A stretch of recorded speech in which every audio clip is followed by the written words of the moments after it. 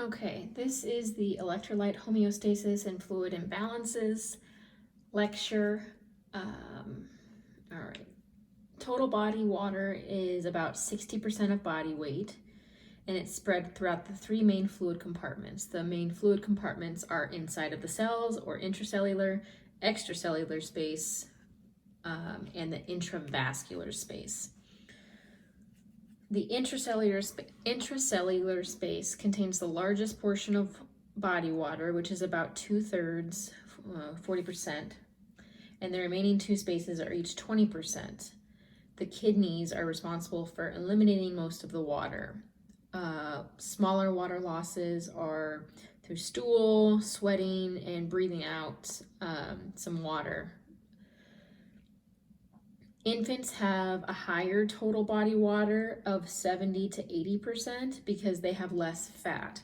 Fat, it's just like if you put oil in water, they repel. So fat and water, there's not a lot of water in fat since it's not lipid soluble. So they have more water because they don't have a lot of fat. During the immediate postnatal time frame, the infants lose about 5% of the weight, and that just is a normal physiologic loss of water. They're at a higher risk of being very dehydrated because they have a higher metabolic rate, and if they lose some fluid due to diarrhea or anything like that, their kidneys can't control the fluid and electrolytes to counteract that. So they are very at risk for being dehydrated, and it can happen really quick. In childhood, the total body water comes down to about 60 to 65%. Remember, normal adult is about 60%, and then during adolescence, it goes closer to that true 60%. As you get older, the more adult males have a greater proportion of body water than females because they have less fat and more muscle. Females have more body fat and less muscle because of estrogen, so they have less body water. Total body water decreases as we age. So just think of it, when you're a baby, you start off really high, and just as you keep getting older, that total body water percentage will just keep dipping and dipping and dipping. That's secondary to an increase in body fat. So when you get old, you get fat, and you decrease body muscle mass, and a decrease in the ability to regulate your sodium and water. So, and that is because your renal function declines as you age, so then you're not able to filter out sodium and water as you should and reabsorb it as you should. Insensible water loss increases with age, so the insensible water losses are like stool, skin, lungs. Fluid balance between the spaces is maintained by osmolality, osmosis, osmotic pressure, hydrostatic pressure, and oncotic pressure. So osmolality is the measure of the solute concentration in a solution. So say you have 2 cups here of water, and say the water is at the same level, and say you have some solutes here, and then you have a bunch of solutes here. The osmolality is higher in the cup that has more solutes, and therefore, since the water is at the same level, it might look at the same level, but it's actually less water because there's more solutes in this area. So the higher the osmolality, the less water you have. And you can think about that like if say these 2 cups were cups of water and ice. So say you want the water to be at this level, okay? If you have 3 cubes of ice in this cup and you want the water to get up here, you have to use a lot more water. But if you want the water to be up here, but you fill the cup with ice first, you don't need a lot of water to get to that level. Okay, does that make sense? So the higher the osmolality, the less water that you have. Plasma osmolality is 280 to 295, and it says the low side can even go to 275. Sodium is largely responsible for maintaining the osmotic balance between the extracellular fluid, and potassium is responsible for doing that on the inside of the cells. So tonicity is the effective osmolality. So there's a lot of things that can contribute, that are solutes and are particles, but some things regularly pass through the membrane, so those should not take into effect the osmolality. So say this is the 2 cups of water and this is ice. Say you put sugar in there, okay? Sugar is not going to be taking up space in there like ice would. I know it's not like a super great example, but just think of it like that. So say the potassium and the sodium are ice cubes, and they actually take up space and contribute to the osmolality, but the sugar doesn't really, okay?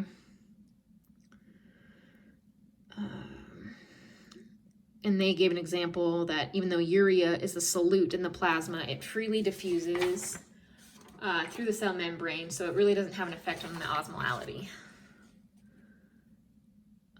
Tonicity and osmolality are the same thing. Osmotic pressure is the amount of pressure or force that is exerted by the solutes in a given compartment. So the higher the osmolality, the higher the osmotic pressure. So if you have a bunch, let's just say this is sodium in there, the osmotic pressure is a pulling force that will pull water into a compartment. And so all of these sodium particles are going to be wanting to pull water into the vessel or the compartment.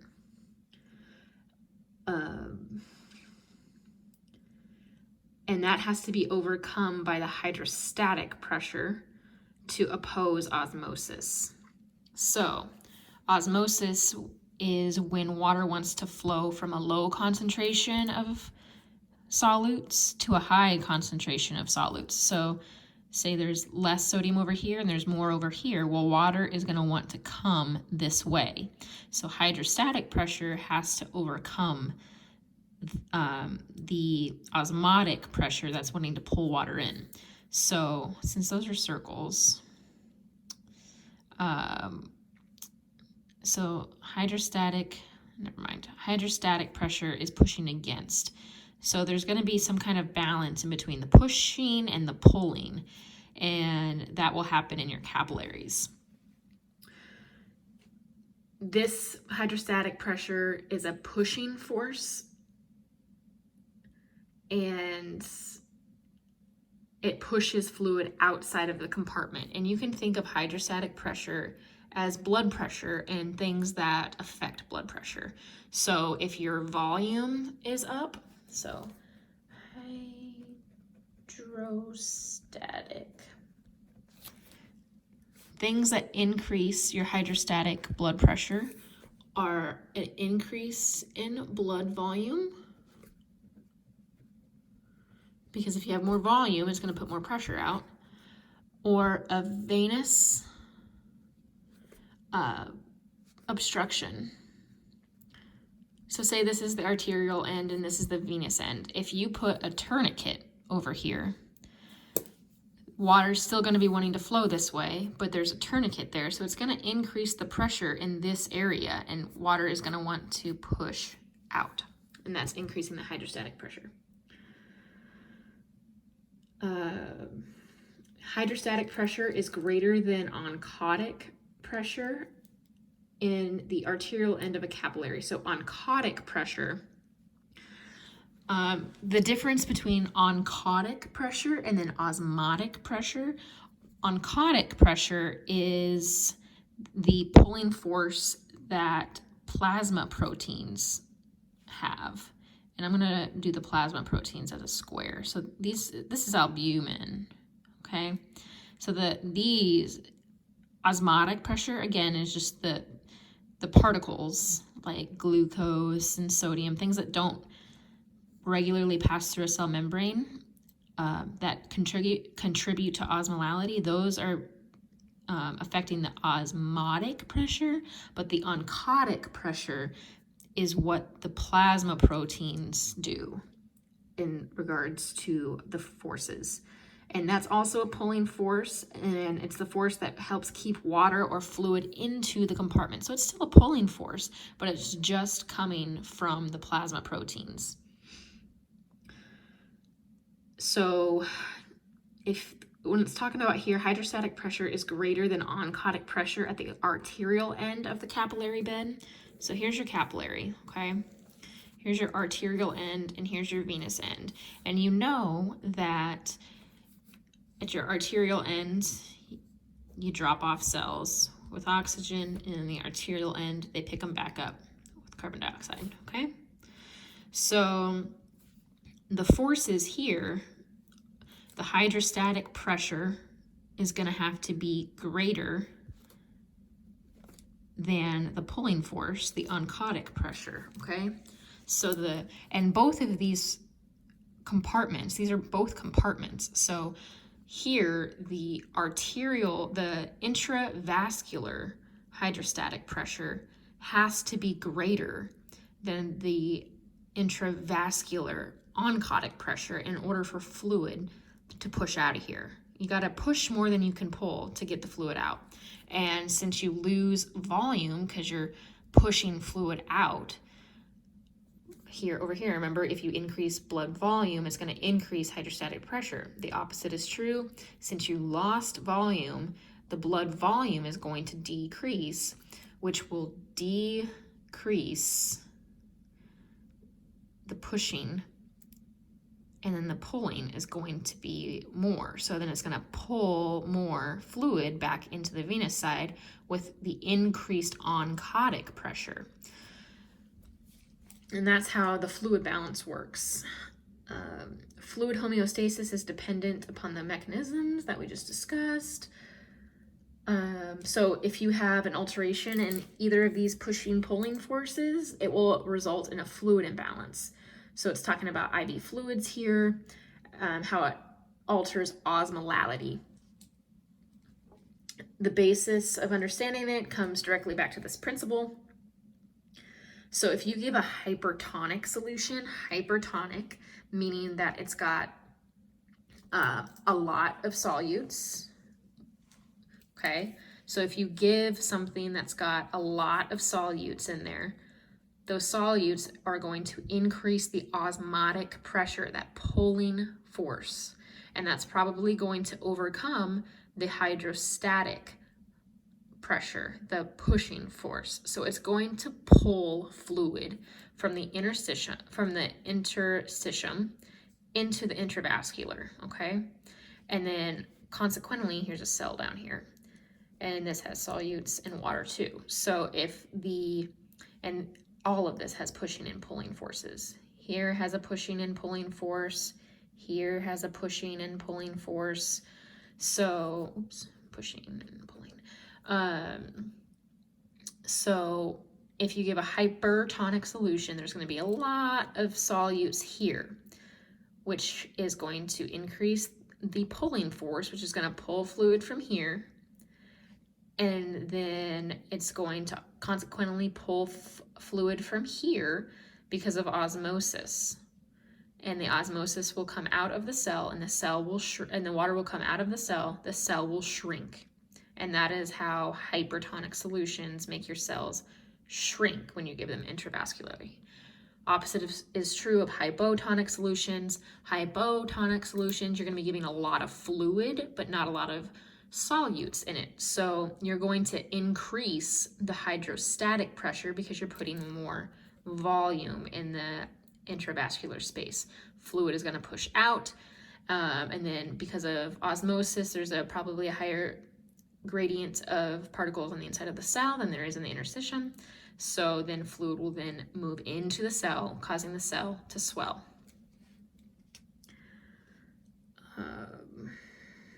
One last concept is the effective arterial blood volume.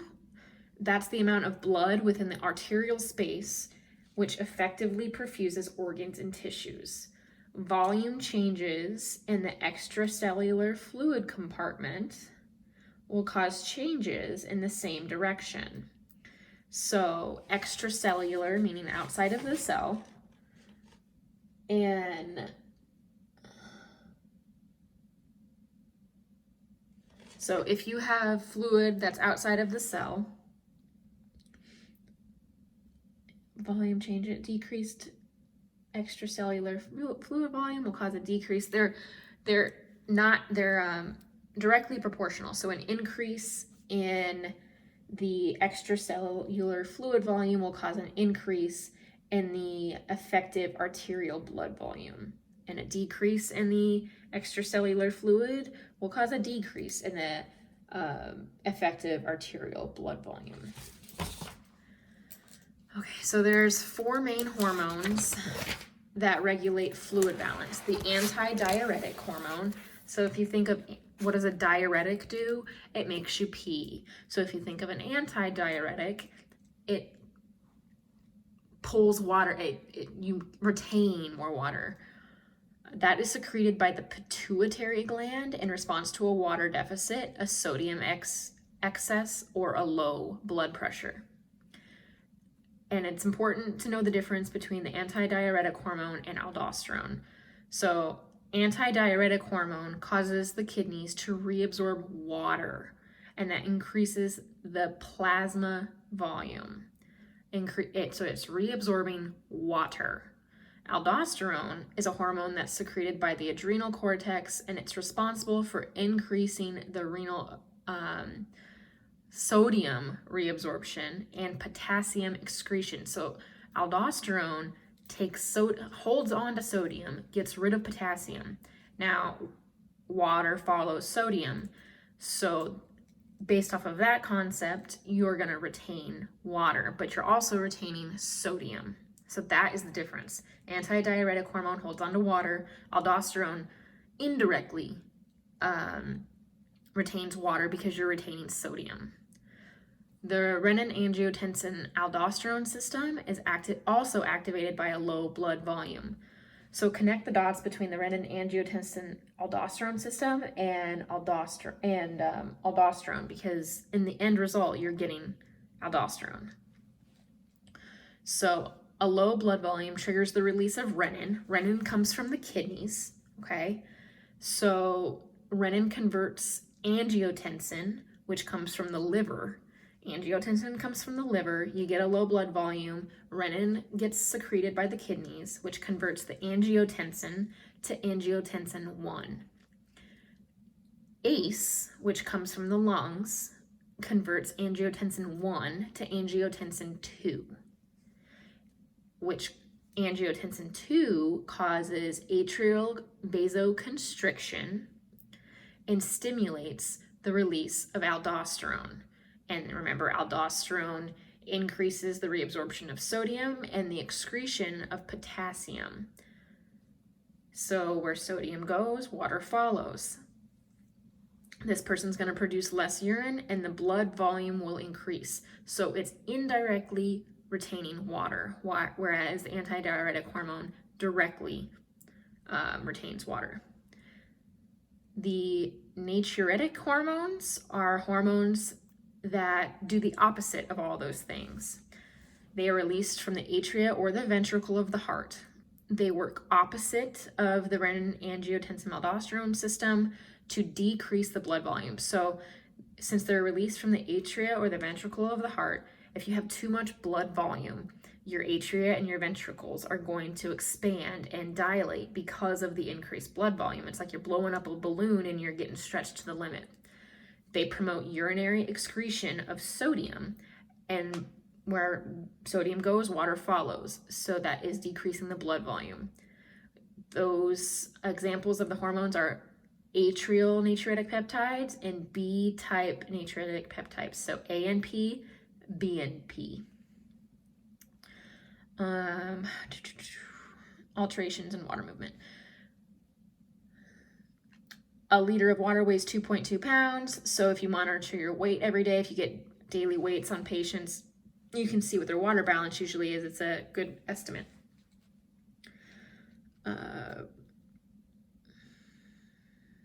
So if you see a patient that increases their weight by like 5 pounds in a day, you could probably see they're retaining fluid, especially if it's a kidney patient. Fluid volume deficit is a state in which the body's intake does not meet the body's needs. So things that you would see is poor skin turgor, dry mucous membranes, sunken eyes, tachycardia, sunken fontanelles in babies, their urine output is low, they're fatigued. Opposite for the fluid volume excess, you're going to see some edema, tightness of the skin, puffiness of the eyes, and rales when you listen to their lungs. Edema is an accumulation of fluid within the interstitial space. It's an imbalance that happens between increased hydrostatic pressure, lowered plasma oncotic pressure, increased capillary permeability, and lymphatic channel obstruction. So how it happens with increased hydrostatic pressure, so here's your vessel, here's your cell, and here's your interstitium.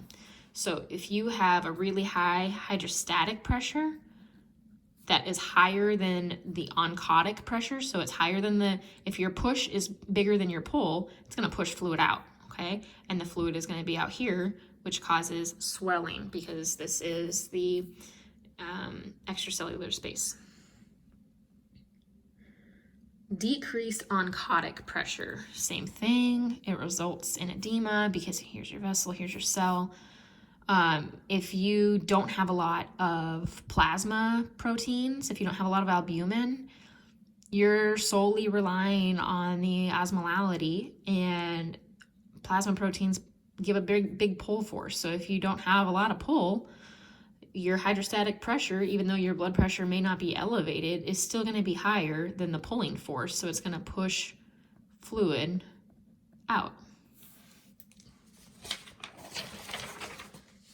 Decreased plasma protein production. I just talked about that. Increased capillary permeability from an immune response.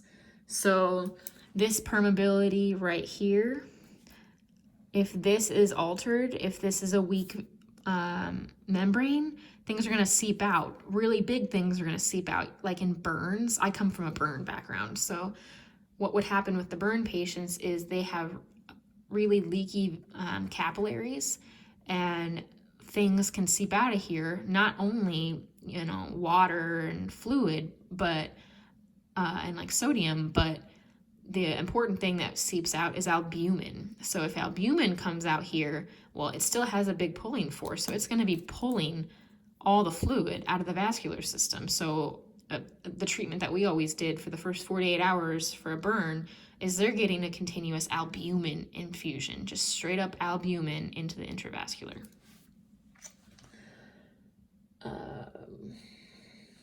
And that will increase the oncotic pressure.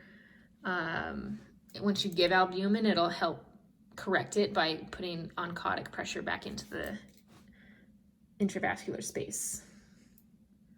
So other things that can cause swelling is a blood clot, because you're putting increased venous pressure, which will increase the hydrostatic pressure. Tight clothing, prolonged standing, those are all things that can lead to venous obstruction.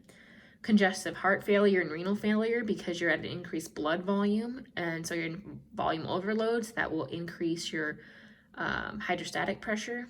Liver disease and protein malnourishment, because you don't have a lot of albumin floating around, so your oncotic pressure will be low. And then glomerular disease, trauma victims, hemorrhage, burns, cirrhosis of the liver, they all decrease the oncotic pressure due to protein wasting. Sodium imbalance. Sodium comprises of 90% of extracellular cations It's very important in nerve impulse conduction, acid-base balance, chemical processes. So sodium is regulated by antidiuretic hormone and the kidney's ability to respond to antidiuretic hormone. So when the osmolality in the plasma goes above 290, the thirst center in the hypothalamus is stimulated and we drink water. Sodium balance is also maintained by the renin-angiotensin-aldosterone system. So, like it just said, when the plasma osmolality goes above 270, the thirst center is stimulated. ADH, if you remember, ADH directly interacts with the water by reabsorbing water. And so it'll also stimulate, the osmolality will stimulate you to drink more too. Sodium balance is maintained by the RAS in the kidneys.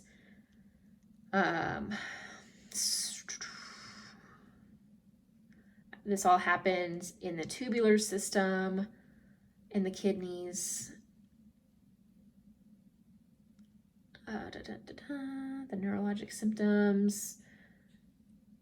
So the symptoms that you see based off of hyper or hyponatremia are directly associated with what it does in the water in or out of the neurons, depending on the osmolality of the neurons. So a hypernatremia, high sodium, will cause neurons to shrink because water is going to want to go into the intravascular space and out of the cells, and vice versa. Potassium is mainly an intracellular ion. It's about 98% of the potassium is inside of your cells. Most of it is absorbed in the GI tract. Internal potassium balance refers to the potassium on either side of the cell.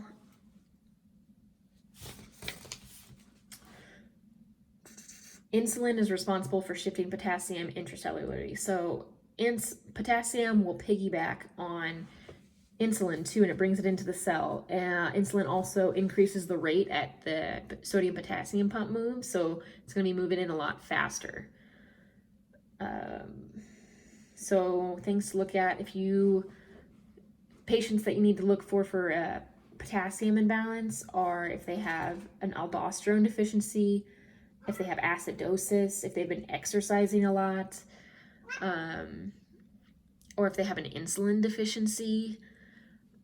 The exercise happens because your cells can burst, and then it will release all the intracellular potassium into the extracellular space. Acid-base balance influences potassium. Hydrogen is exchanged for potassium to maintain ion balance when there's low hydrogen.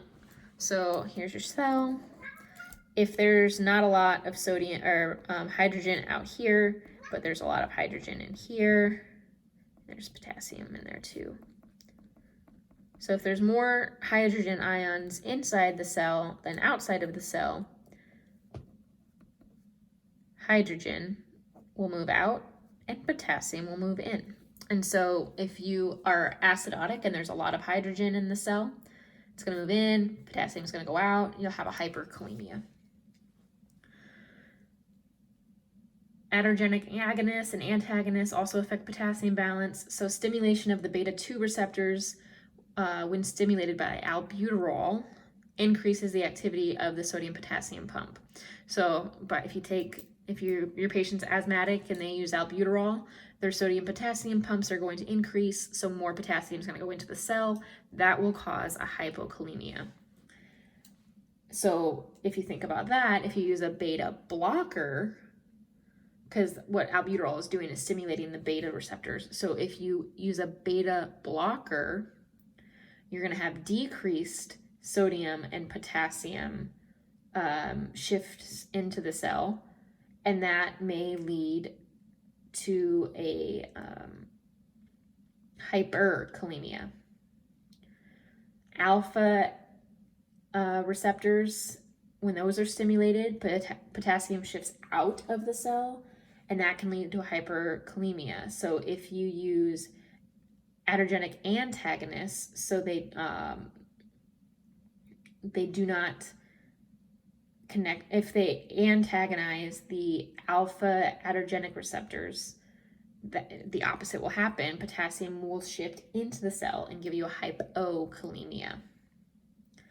Osmolality has an effect on potassium balance. Hyperosmolar states will cause potassium to shift out of the cells. So that means if you have a lot of particles on the outside of the cell, potassium is still going to want to have a homeostasis, so it's going to shift out of the cell. That mechanism is dependent on osmosis, so it's going to go with water too. If there's a lot more osmolality on the outside of the cell, water and potassium are going to go out there. So when the intravascular space has a high osmolality, water will flow from the intracellular space to the intravascular space, and that leaves the inside of the cell with an increased concentration of potassium. And since there's going to that increase of concentration inside the cell and not a lot of potassium outside of the cell, potassium is going to want to equal out that balance, and that will cause a hyperkalemia. Cell lysis will release intracellular potassium, so exercise will cause potassium to shift to outside the cells, because when you exercise really hard, you deplete your cells of oxygen, which lowers the ATP, which opens the potassium channels in the muscle cells and allows potassium to shift out of the cells. Or it can completely cause cell death if you're depleting cellular ATP to cause the cells to burst, and then the potassium leaks out of the cell. The kidneys are responsible for maintaining the potassium balance.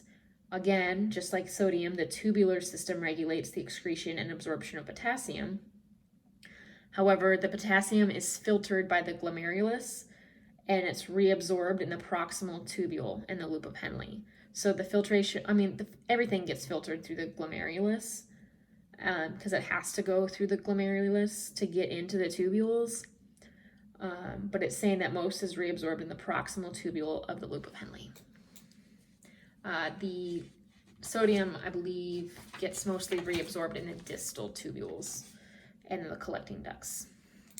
Okay.